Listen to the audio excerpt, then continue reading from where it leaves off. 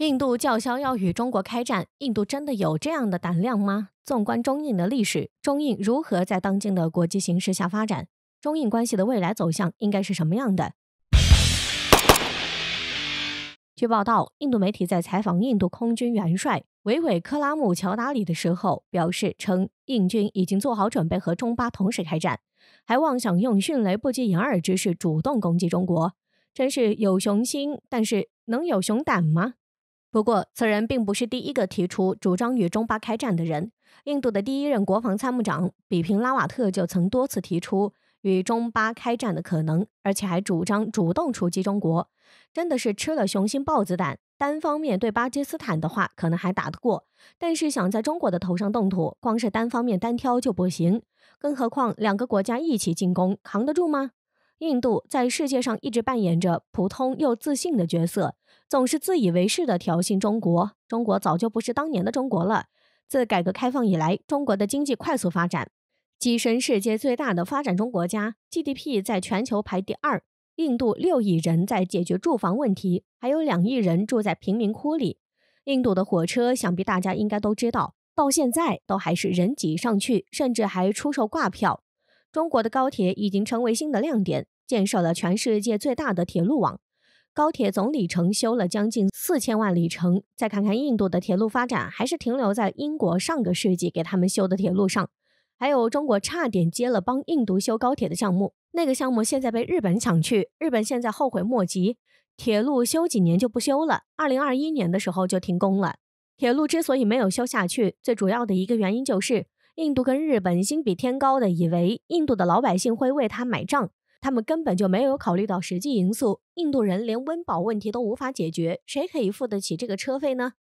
那就更不用说印度想要跟中国打仗。就拿印度引以为傲的空军来说，在面对中国的歼20战机和轰6等先进空军装备的时候，印度空军可以说是毫无还手能力。一旦印度军队主动攻击中国，那就根本是毫无还手之力，更何况是中巴之间的军事演习。中巴联合作战只会让印度根本无法动弹。那么可能就会有网友问了，如果印度想要请外援来该怎么办？首先得要有援兵来，但是谁会来？据有关人士分析，这种想法根本就不切实际，不过是一种自欺欺人的手段罢了。首先说美国，虽然与印度的关系不错，但是美国这个国家根本就是不可靠。阿富汗的前总统最有发言权，如果印度打一些小国家，那美国是一定会去帮忙的。对付像中国这样的大国，美国是根本不会插手的。再来说说俄罗斯，虽然俄印关系也非常的不错，但是中国跟俄罗斯的关系一向都很好，甚至比印度还要好。所以俄罗斯会因为印度而背叛中国吗？显然是不会的。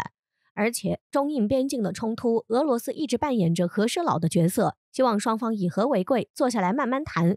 另外，俄罗斯还想说服印度远离美国，组成中印俄3大角，一起共同对抗美国，加入反美阵营。所以从这一点来看，俄罗斯是更不可能做出这样的事情。那么说到中印关系，那就不得不提一下中印关系的历史。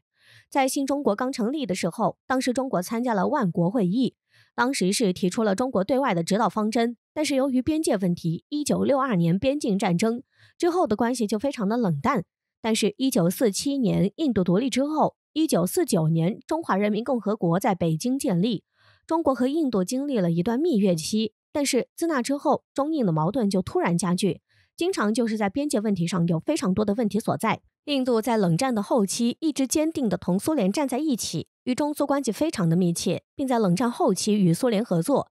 虽然冷战结束至今，印度的军方内部仍然将中国视为最大的假想敌。在2000年的时候，印度的总统访问中国，标志着中国的关系正在逐步升温。印度这几年的发展速度也是非常的迅猛，最近2年也是看到美国与印度之间的关系很铁。印度当下的目标主要是在不断的靠拢，大多数的美国人总是显示出一副很骄傲的样子，这种思想在美国人的心中扎下了根，他们对于英雄主义觉得当世界第一都是理所当然的。这种例子很多，就比如日本和中国的经济压制，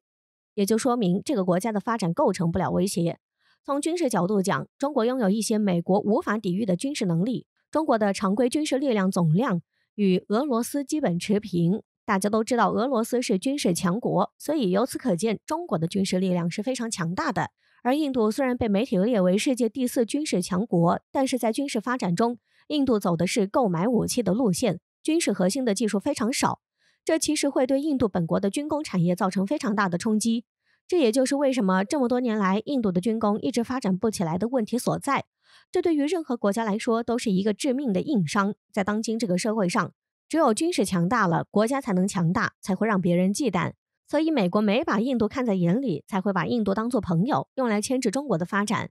从技术角度来讲，中国的技术部门正在许多方面挑战美国，拿到许多领域的世界第一，比如对外贸易、科技人才、水泥玻璃、高速铁路、专利的申请、外汇储备、粗钢的产量等等。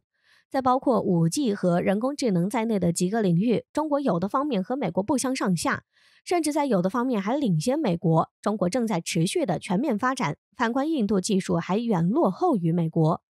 虽然印度是当今世界上发展最迅速的国家之一，但是印度国民经济仍然依靠农业和庞大的劳动力，由此可以预见，在未来，印度在任何领域都不会对美国构成挑战。